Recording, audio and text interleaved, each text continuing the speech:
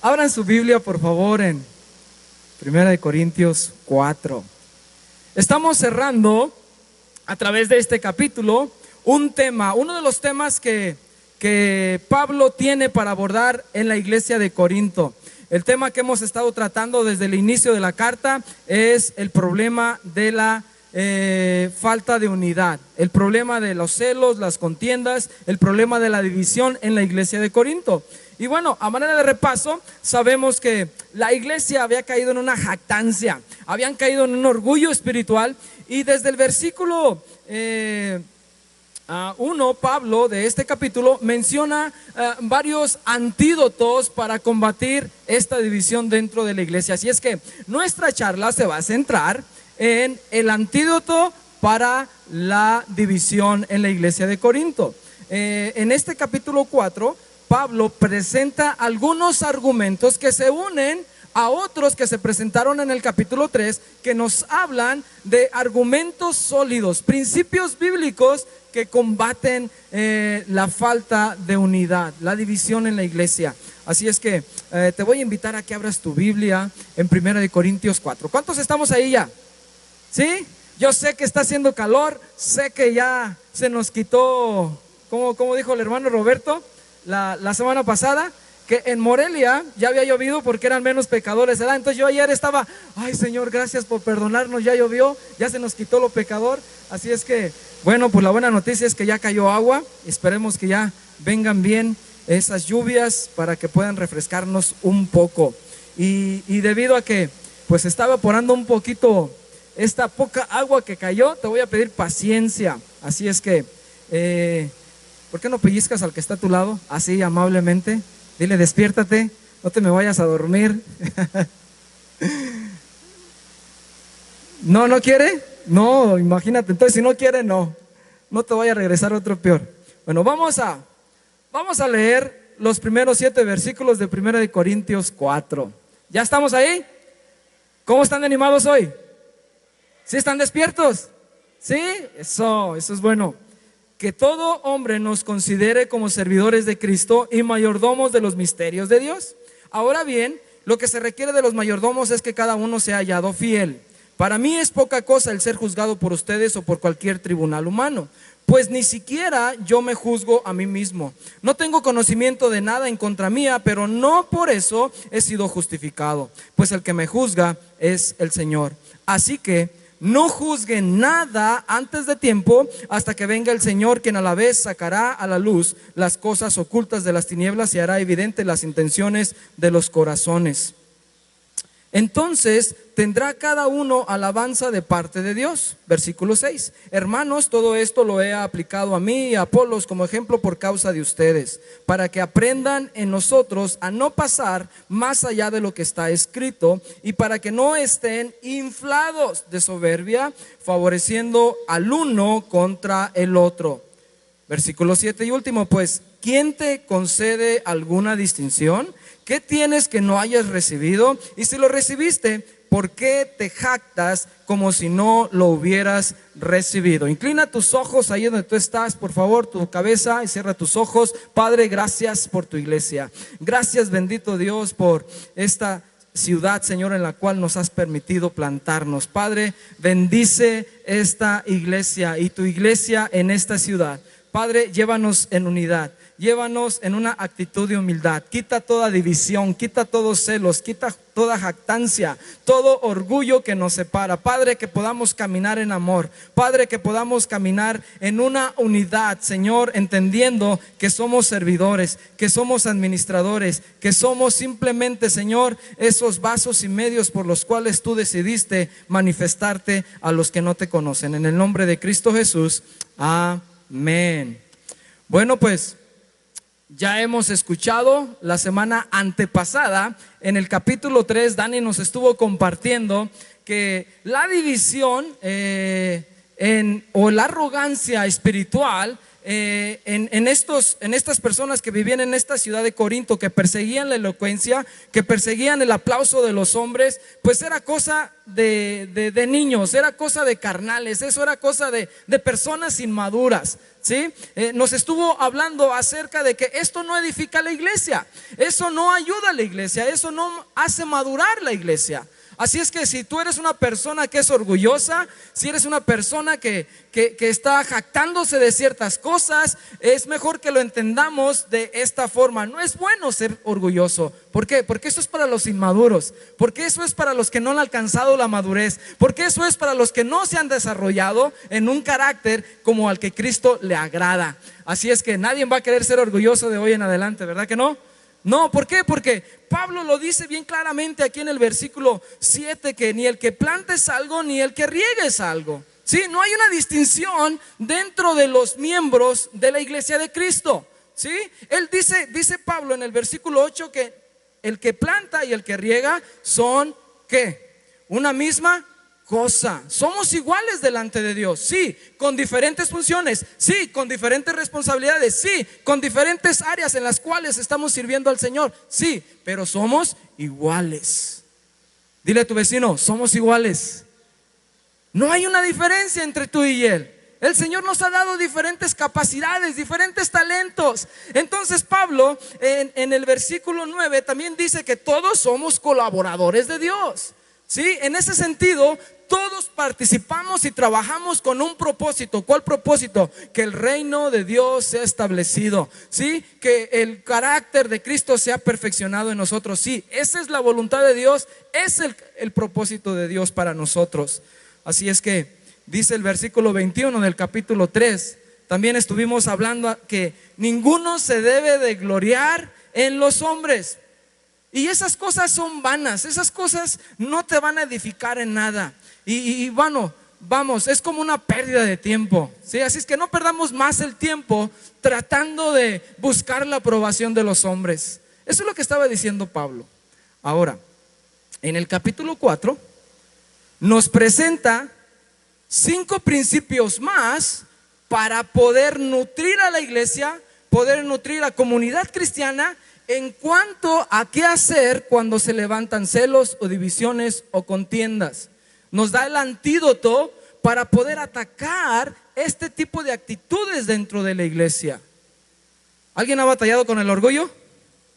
¿Sí? ¿Alguien cree que esta palabra puede ser para nosotros? ¿Sí? Yo digo que sí. Si tú has batallado de cuando en cuando por un logro, porque has alcanzado un ascenso, porque te has sacado un reconocimiento en tu escuela, eres de los 10, ¿sabes qué? Aguas, porque el orgullo puede estar acechándote, porque te puedes comparar con los demás y decir, oh, yo soy mejor que tú. ¿Cuántos hemos usado esa frase? ¿Y tú qué me vas a decir si yo soy mejor que tú? ¿Sí? ¿Tú qué me vas a decir si tú no eres tan experimentado en el evangelio? ¿Tú qué me vas a decir si tú no sabes nada de estas cosas? ¿Sí? Hay ocasiones en que esas son evidencias de que hay algo de orgullo forjándose en nuestro corazón. Así es que ahí está Pablo atendiendo a la iglesia en este tema y culminando esta temática con este capítulo 4. Y la primera recomendación que Pablo le da a la iglesia está en el versículo 1, que es nuestro primer antídoto. Nuestro primer antídoto se llama reconoce tu lugar. Reconoce tu lugar. ¿Cuál es? Reconoce tu lugar. Pablo dice aquí bien claro, nos enseña 2 términos y vamos a ver estos conceptos.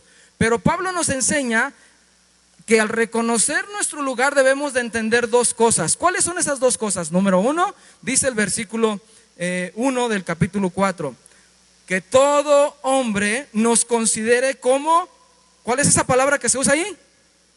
¿Sí alcanzan a leer? Que todo hombre nos considere ¿qué? Servidores. ¿Cuál es nuestro lugar en la iglesia? ¿Qué somos? Servidores. Dile a tu vecino, eres un servidor, eres un buen servidor, ¿sí? Todos somos servidores. Ahora, lo interesante de esta palabra es una palabra que se traduce del griego original, que es la siguiente, hiperetes. ¿Sabes qué significa esta palabra? Yo sé que está rara. ¿Sabes qué significa? Textualmente esta palabra significa remero bajo, hablando de rango. Sí saben qué es un remero, ¿no? Aquel que es usado para remar, valga la redundancia, ¿no? En la antigüedad había ciertos barcos que se movían solamente a través de personas que estaban colocados en una posición especial del barco y tenían que remar lo suficiente para que el barco pudiera navegar. Pues Pablo utiliza esta palabra para referirse a ti y a mí dentro de la iglesia. Un remero de bajo rango. ¿En dónde estaban los remeros? ¿O dónde van los remeros? ¿En dónde? En la parte de abajo, ¿verdad? Donde nadie los ve. ¿Están en plataforma? ¿Están en la parte de arriba? No, nadie ni siquiera sabe quién son esos remeros. Pues ¿sabes qué? Nuestro servicio en la iglesia, para atacar los celos, el orgullo espiritual, debemos de tener una actitud como un remero de bajo rango, ese que está escondido, ese que nadie reconoce, ese que nadie ve, pero más sin embargo es vital y importante para que el cuerpo de Cristo, para que este barco que es la iglesia, sometido bajo su capitán que es Jesús, pueda llegar a cumplir un destino. ¿Sabes?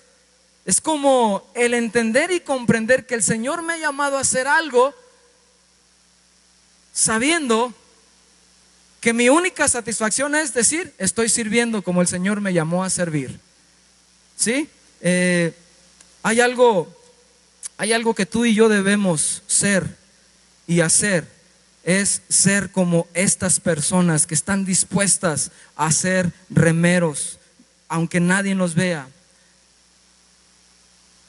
¿Qué es lo que deben de ver las personas? ¿Qué es lo que deben de ver tus vecinos? ¿Qué es lo que deben de ver tus amigos? ¿Qué es lo que deben de ver tus compañeros de clase, de trabajo? Deben de ver una persona que sirve, una persona que sirve. Hablando del corazón servicial, la Biblia nos habla mucho acerca de este corazón. Todos sabemos lo que dice Marcos 10:45. ¿Quieres anotarlo nada más parafraseándolo? Todos sabemos que la palabra nos dice que Jesús mismo no vino a ser servido, sino ¿a qué? A servir y a dar su vida por todos. Ese es el ejemplo que tenemos. El reino de Dios, para poder llegar a tener prominencia, para poder llegar a ser alguien en el reino de Dios, para poder tener una estatura en el reino de Dios, ¿cuál es la fórmula que la Biblia establece para que alguien pueda ser considerado de alto rango? ¿Cuál? ¿Cuál es la fórmula que Dios estableció? El servicio. ¿Sí? El servicio. Dice Mateo 23:11, el que es el mayor de vosotros sea vuestra autoridad. El que nos manda, no, vuestro siervo. O sea, la única manera de agarrar rango, de agarrar un lugar prominente dentro del cuerpo de Cristo, es a través del servicio. Pero no es una posición de autoritarismo. Es como si alguien quiere hacer algo, que sea una persona que ha entendido que el ser algo en el reino significa servir. ¿Sí? O sea que si quieres decir yo soy algo, yo soy el mejor servidor de todos. Esa es la manera en que Dios lo ve. Servidores. Soy el mejor servidor de todos. Sé que en la iglesia tenemos un orden. Sé que en la iglesia caminamos bajo cierto liderazgo. Sé que en la iglesia es necesario que se establezcan estas líneas. Pero ¿sabes cuál debe de ser el distintivo de ti que te encargas de un ministerio? Ser el mejor servidor de todos. ¿Estamos? ¿Sí me está siguiendo? La palabra es bien clara en esto.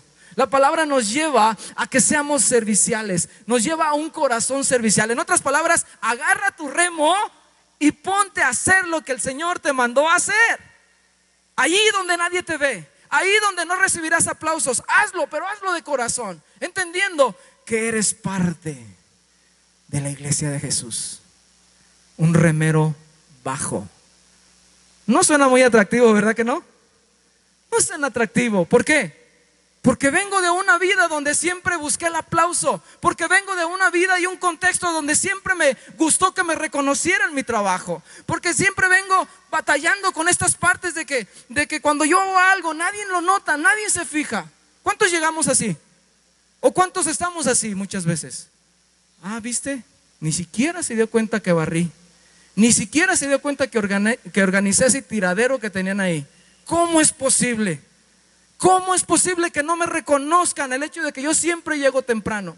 Y esto no nada más sucede en la iglesia, sucede en nuestro trabajo, sucede en nuestra escuela. Es que no me agradecen que yo soy el mejor alumno, no me agradecen lo que yo hago por los demás. Siempre buscamos ese reconocimiento y batallamos con ese reconocimiento siempre. ¿Sí o no? ¿Cuánto les pasa esto? A mí es el único. Tenemos que caminar en la obra de Jesús, entendiendo que tenemos que hacer eso sin esperar nada. Esa es la ruta que el Señor establece en su palabra, ¿sí? Entonces, está claro, el ser incrustados en la iglesia, en esta familia, al ser parte del cuerpo, tenemos una función que es útil para este mismo cuerpo, para la funcionalidad de esta su iglesia. Primera de Corintios capítulo 15, 58, hablando acerca de este servicio que debemos de dar al Señor. Así que, hermanos míos, amados, estad firmes y constantes, creciendo en la obra del Señor, siempre sabiendo que vuestro trabajo en el Señor no es en vano. ¿Cuál es el antídoto para no cansarnos, para no crear este orgullo espiritual, para no crear celos, para no crear contiendas? Somos servidores todos. ¿Y sabe qué? Usted haga lo que tenga que hacer, y si el otro no lo hace, cada quien dará cuentas. Sí, pero es que yo sí lo hago y él no lo hace. Tranquilo, porque esa es la queja de muchos. Es que yo sí lo hago, pero ¿de qué sirve? ¿Nos ha pasado? Usted siga haciendo su función. Usted siga haciendo su función. Créame que muchas veces, así como decíamos en matrimonios, lo que es el padre reflejan los hijos. ¿Sí? ¿Sí o no? Nosotros influenciamos a nuestros hijos. Por más que le digamos a nuestro hijo, no hagas esto o aquello, pero si yo lo estoy haciendo, ¿qué es lo que va a terminar haciendo tu hijo? Lo contrario, ¿sí o no? Va a terminar haciendo eso que le estás evitando que haga. ¿Por qué? Porque él te está viendo que tú lo haces. Entonces, la mejor manera de enseñar es practicando esto. ¿Qué te quiero decir? Cambiamos el ambiente. Cuando tú eres servicial, tu misma iglesia será impactada, tu misma casa será impactada, tu mismo trabajo será impactado. Créemelo, son principios que son reales y verdaderos. Yo creo esto. Cuando practicamos el servicio en amor, en unidad, esto se va a reflejar en los demás. Y vamos a crear algo que se le llama una cultura interna dentro del cuerpo de Cristo, que es donde Dios nos quiere llevar. Un corazón servicial en medio de su iglesia. No un corazón altivo, no un corazón orgulloso, no un corazón que se jacta, que busca el aplauso del hombre, sino un corazón que es servicial. Marcos capítulo 9, versículo 35. Jesús les dijo a sus discípulos: si alguno quiere ser el primero, será el postrero de todos y el servidor de todos. Está sencillo, pero está difícil a la vez. ¿Quieres ser el mayor? Constitúyete el servidor de todos. Oye, pero es que esto es difícil hacerlo en un mundo que siempre está buscando el reflector, en un mundo que siempre está buscando su propia gloria, un mundo donde todos buscan ser aplaudidos. Sí, sí es difícil, pero no imposible, porque Cristo lo hizo y nos dejó el ejemplo. Hay otra palabra que te quiero mostrar aquí en el versículo 1. Aparte de usar esta palabra de servidores de Cristo, Pablo usó otra palabra que se llama mayordomo de los misterios de Dios. Hay otras traducciones que esta palabra mayordomos dice administradores. Todos conocemos estas dos palabras, ¿cierto? ¿Sí? Esta palabra se refiere específicamente a la responsabilidad de un mayordomo o administrador que recibe en sus manos, que recibe la confianza del dueño, del propietario, del dueño de la casa, del amo, para que esta persona administre todos los recursos, todos los bienes que se le han confiado, ¿cierto? ¿Sí? Entonces, aplicándolo al contexto de la iglesia, Pablo le está diciendo a los de Corinto: hey, nosotros nada más somos administradores. Somos administradores de todos los bienes de parte de Dios, toda la gracia dada a nosotros. Somos simples administradores de los misterios de Dios. Yo no soy otra cosa más que una persona que es responsable de recibir y entregar lo que se me ha dado en tiempo oportuno. ¿Me sigues? ¿Sí? Yo no soy dueño. La palabra no nos enseña que somos dueños de nada. Somos simples administradores. Somos simples administradores. Romanos capítulo 12 versículo 3. Digo pues, por la gracia que me es dada. Pablo reconocía: esto es puro don gratuito, es puro regalo de Dios. Lo que yo tengo, lo que yo he recibido, viene de parte de Dios. Él no tenía ningún crédito, nunca se adjudicaba nada. Siempre reconoció en humildad, y no una falsa humildad, una verdadera humildad, de que todo lo que él tenía era por pura gracia de Dios. Era un administrador. Por eso él, bajo inspiración divina, acuñó estos términos para presentarlos a su iglesia y decir: iglesia, ¿cómo vamos a evitar la división? ¿Cómo vamos a evitar estos celos? ¿Cómo vamos a evitar estas contiendas? Entendiendo que simplemente somos mayordomos. Decía Romanos 12:3: a cada cual que está entre vosotros que no tenga más alto concepto de sí que el que debe de tener, sino que piense de sí con cordura, conforme a la medida de fe que Dios repartió a cada uno. Y también aquí en el libro de Primera de Corintios, o la carta de Primera a los Corintios, capítulo 15 versículo 10, dice: pero por la gracia de Dios soy lo que soy, y su gracia no ha sido en vano para conmigo. Antes he trabajado más que todos ellos, pero no yo, sino la gracia de Dios conmigo. Ahí está la actitud de Pablo, entendiendo que era un servidor, un remero bajo, entendiendo que era un administrador, que todo lo que él había recibido, su única responsabilidad era recibirlo de parte de Dios y darlo. Porque eso es lo que hace un administrador. No se queda con nada, no se adueña de nada,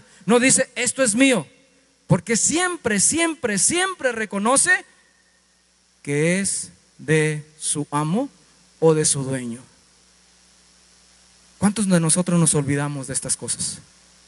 Iglesia, ¿cuántas veces caminamos sirviendo al Señor y pensamos que ese ministerio donde Dios te ha puesto es tuyo? ¿Cuántas veces pensamos que la iglesia nos pertenece? ¿Cuántas veces pensamos que aún los regalos de parte de Dios, como la vida, como la salud, como el tiempo, como la economía, nos pertenecen? ¿Sabes tú que todas esas cosas no son tuyas? Sí, es tu cuerpo, es lo que te dice el mundo hoy. Sí, es tu tiempo, es lo que te dice el mundo hoy. Pero ¿sabes qué dice la Biblia? Que aún en esas cosas tú eres un simple administrador, porque todo eso te lo ha dado ¿quién? ¿Quién te lo ha dado? Dios. Aún esas cosas que el mundo no reconoce. Pero tú y yo, como cristianos, reconocemos que somos simples administradores, y que no solamente somos administradores de estas cosas naturales, sino también de estas cosas espirituales. ¿Me estás siguiendo? De lo espiritual, la gracia, los misterios de Dios. Somos administradores. Somos administradores. Así es que, punto número 2, sé fiel a tu responsabilidad. ¿Cuál fue el primero? Reconoce tu lugar. Ahora el número 2, sé fiel a tu responsabilidad. Vamos al versículo 2 del capítulo 4. Dice Pablo a la iglesia: ahora bien, lo que se requiere de los mayordomos es que cada uno sea hallado ¿cómo? ¿Cuál es la cualidad indispensable de este mayordomo o administrador? ¿Cuál? No los escuché. ¿Cuál? Fiel. Tiene que ser fiel. Tiene que ser una persona fiel.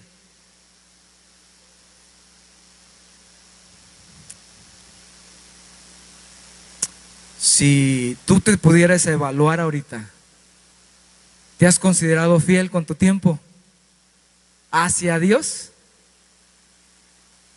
¿Te has considerado fiel hacia Dios en tu economía? ¿Te has considerado fiel hacia Dios en cuanto a tu cuerpo? ¿Sí? ¿Te has considerado fiel a Dios en cuanto a otras áreas de tu vida? ¿Te has considerado fiel? ¿Un administrador fiel? Aquí Pablo está diciendo a la iglesia, se tiene que ser fiel a esa responsabilidad que cada uno de nosotros tenemos delante de Dios. Tus talentos están al servicio de Dios, tu ministerio está al servicio de Dios, ¿sí? Dios está siendo glorificado o no lo está haciendo a través de lo que Él te ha dado. Pregúntate. ¿Cuántos tenemos este aparatito en casa? ¿Cuántos pueden reconocer ahorita que esta cosa o este dispositivo nos hace perder mucho tiempo? ¿Sí? ¿Sabías tú que como administrador entonces no estás siendo fiel con tu tiempo? Porque estás desperdiciando mucho de ese tiempo valioso en este dispositivo. ¿Sí?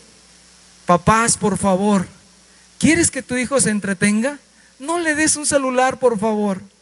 No le des un celular porque le estás dañando como no tienes idea. He visto niños de 1 año y medio ya sabiendo manejar una tablet al derecho y al revés. Ya hasta te dicen cómo instalar juegos, te dicen cómo navegar, te dicen, o sea, se les desarrolla no sé qué sentido, un sentido tecnológico que traemos adentro, yo creo, que estaba dormido cuando yo crecí, pero no, hombre, o sea, estos niños van a crecer con una adicción a estos aparatos. ¿Cómo estamos siendo como administradores? A ver, ¿cuántos jóvenes hay aquí que les gustan las redes? Sean honestos. Te voy a poner un reto, joven. A ver, los jóvenes, levanten su mano para verlos. Ah, sí hay, ¿verdad? A ver. Te voy a poner un reto. ¿Sí aceptan el reto o no? ¿Sí? ¿Lo aceptan? Ok, ahí les va el reto. Cada vez que agarres tu celular, anota el tiempo que dedicas. 1 minuto, 2 minutos, 5 minutos, 10 minutos, 20 minutos, 30 minutos, diario. Todas las veces del día. Te vas a sorprender. Créemelo, te vas a sorprender. ¿Cuánto tiempo estás invirtiendo ahí? Ahora, eso es en el puro celular. A eso agrégale televisión. A eso agrégale conversaciones no tan edificantes. ¿Sí? Nada más pon este reto. Por 1 semana te reto que lo hagas. Como administradores, Dios nos llama a que seamos, ¿qué? ¿Cómo? Fieles. Podemos estar siendo infieles con nuestro tiempo delante de Dios. ¿Sí?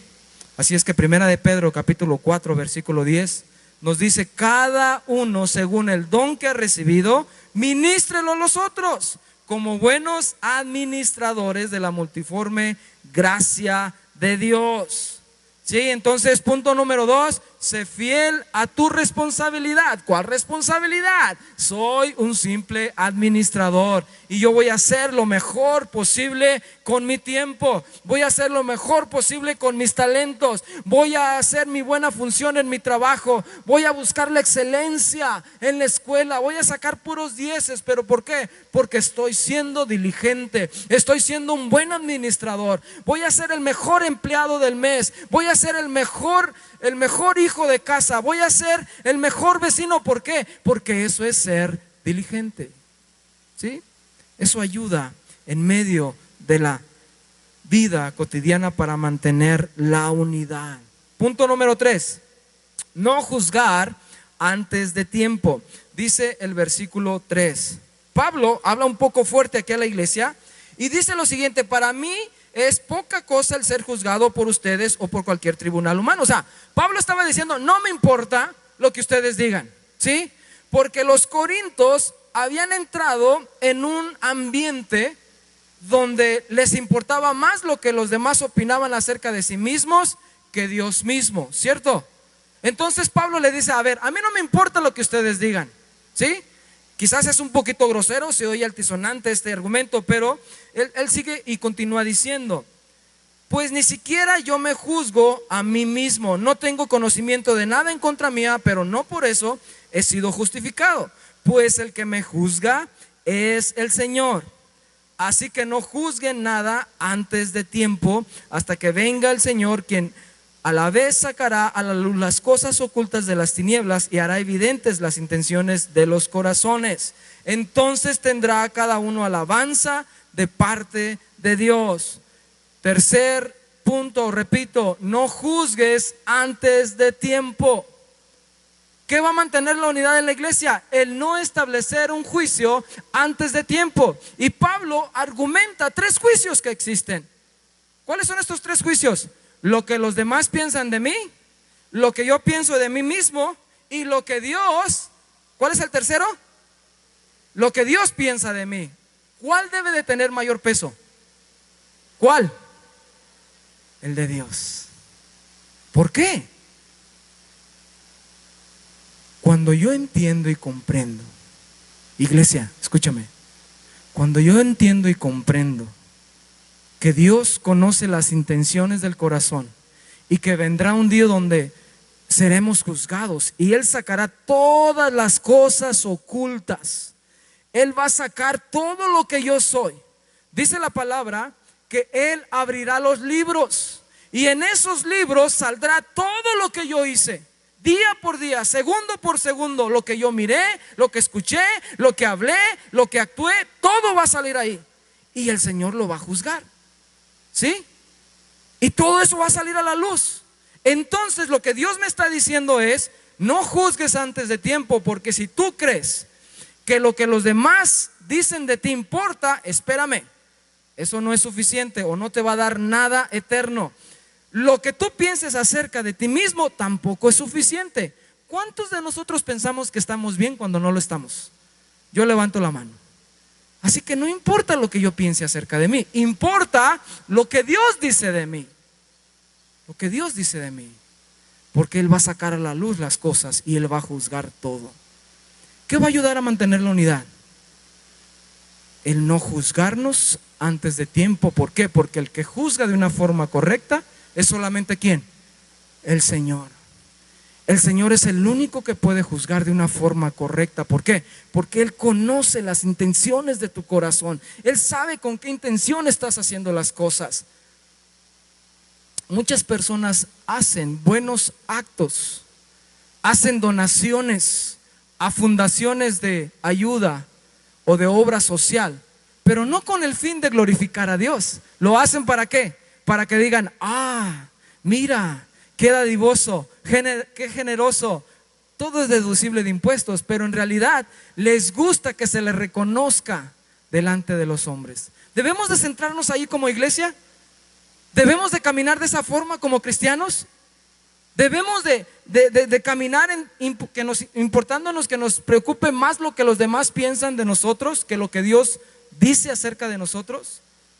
Es totalmente natural que sí nos vayamos por la inclinación de los hombres, pero la palabra nos dice, hey, no juzgues antes de tiempo, espera, el Señor juzgará todas las cosas. Él ve lo que hay adentro de tu corazón, ¿sí? No juzgar antes de tiempo.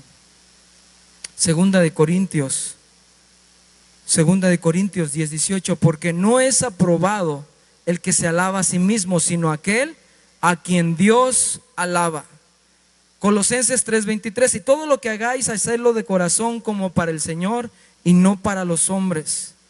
También Efesios capítulo 6, versículos 6 y 7 dice que nosotros como cristianos, como servidores de esta iglesia, como miembros del cuerpo de Cristo, no debemos de caminar tratando de servir al ojo humano, como aquel que quiere agradar a los hombres, sino más bien como siervos de Cristo de corazón, haciendo la voluntad de Dios, sirviendo de buena voluntad como al Señor y no a los hombres.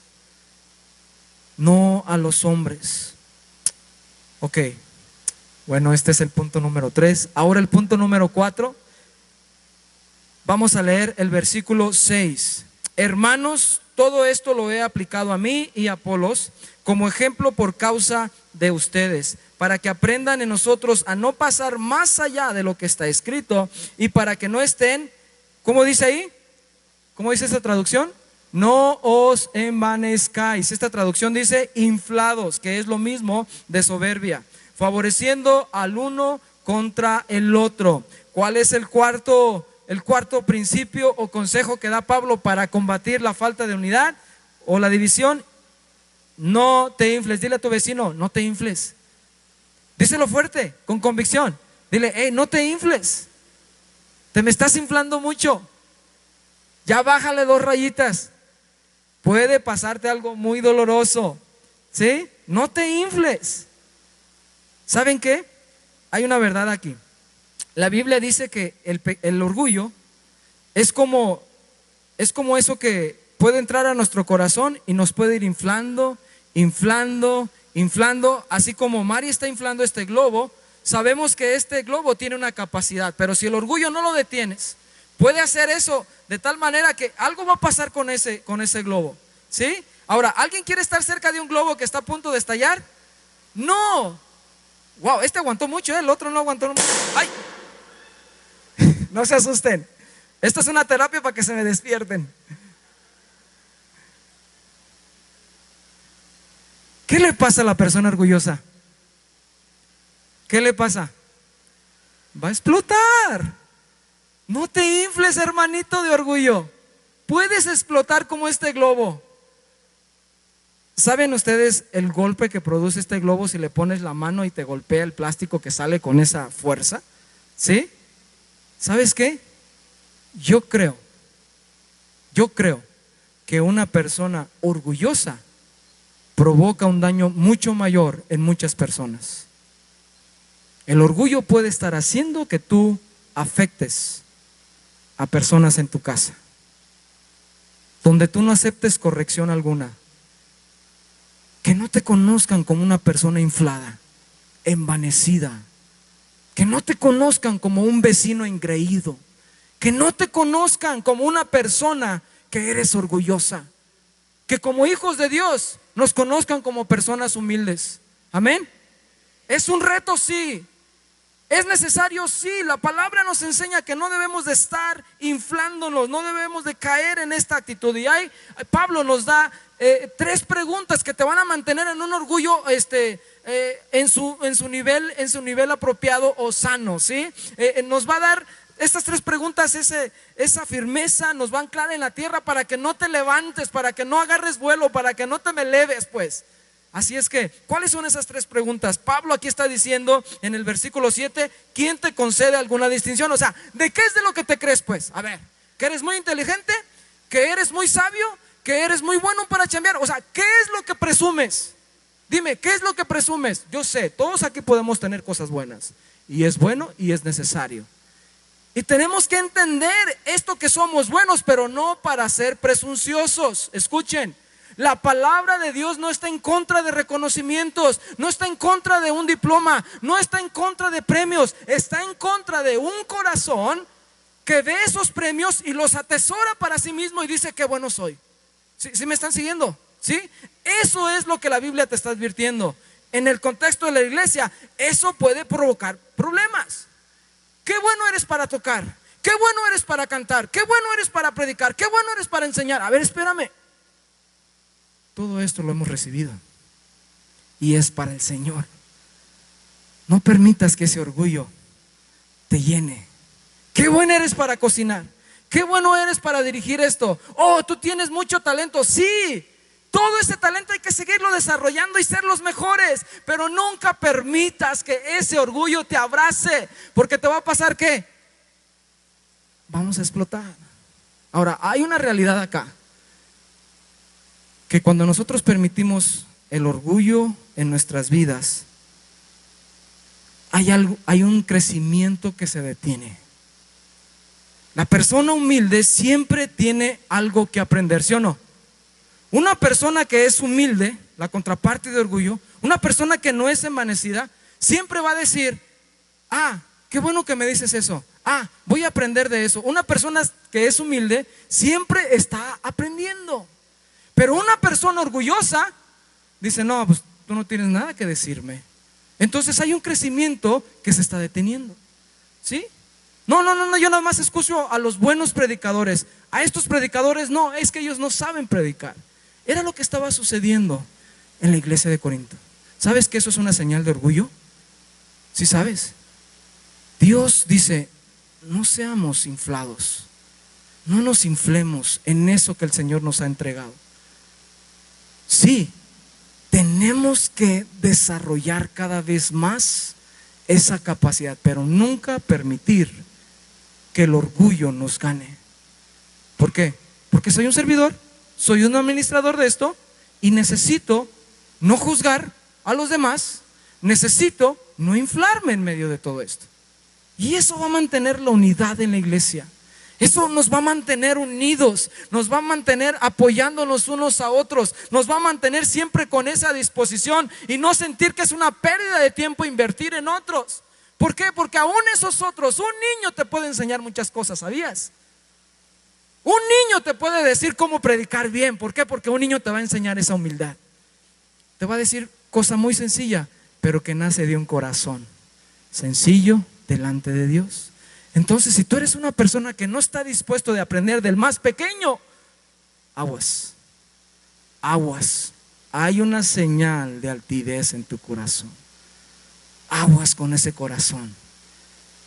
El orgullo nos infla y nos destruye. El orgullo nos infla y nos destruye y detiene crecimiento. Dios quiere que crezcas. Dios quiere desarrollarte.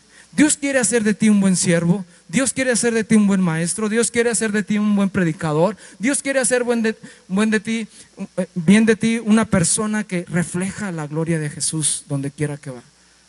Pero no detengas ese crecimiento. No lo detengas inflándote. Mateo 23:12. Porque el que se enaltece será humillado y el que se humilla será enaltecido. ¿Sí? Todo aquel que se jacta, que es orgulloso, Dios hace algo así bien sencillo. Con sus dedos, ya, aplácate. ¿Sí o no? Dios nos pone un alto, que hay ocasiones en que es como si llegáramos a un muro y ¡pum! Retachamos. Que no nos suceda eso. Que no tenga Dios que hacerle así con sus dedos para que tú te aplaques y que puedas ver tu orgullo y tu vanidad. Por último, imitar el buen ejemplo. Imitar el buen ejemplo. Versículo 16 y 17 del capítulo 4 de Primera de Corintios. Pablo cierra este capítulo con esta exhortación, que es el quinto antídoto para combatir la división dentro de la iglesia. Imitar el buen ejemplo. Pablo dice: por lo tanto los exhorto a que sean imitadores de mí. Por esto les he enviado a Timoteo, quien es mi hijo amado y fiel en el Señor, el cual les hará recordar mi proceder en Cristo Jesús, tal como lo enseño por todas partes en todas las iglesias. A que sean imitadores de mí, dice Pablo. Pero Pablo en 1 de Corintios 11:1 dice: sean imitadores de mí, así como yo ¿de quién? De Cristo. Te voy a decir algo en cuanto a imitar y compararte. Es muy diferente. Imitar es seguir ese buen ejemplo. Compararte es estar siempre dando ese lado de en qué cosas eres tú mejor que otro. ¿Sí me explico? La Biblia nos llama no a compararnos. No te compares con otro, ¿sí? Nunca te compares con otro. Más bien, imita esos buenos ejemplos. Imita esos buenos ejemplos. Hay un hermanito en la iglesia que admiras, imítalo. Es leal, es sincero, es íntegro en todos sus caminos, imítalo. Pero no te compares. No te compares, porque tú eres diferente al que está a tu lado ahorita en este momento. Eres muy diferente. ¿Por qué? Porque Dios puso cosas especiales que solamente tú vas a poder hacer. Entonces imita, no te compares. No, ¿yo cuándo voy a llegar a hacer eso? Jamás. No, claro que puedes. De otra forma, en otros lugares, en otros medios. Pero no te compares, imita ese buen ejemplo.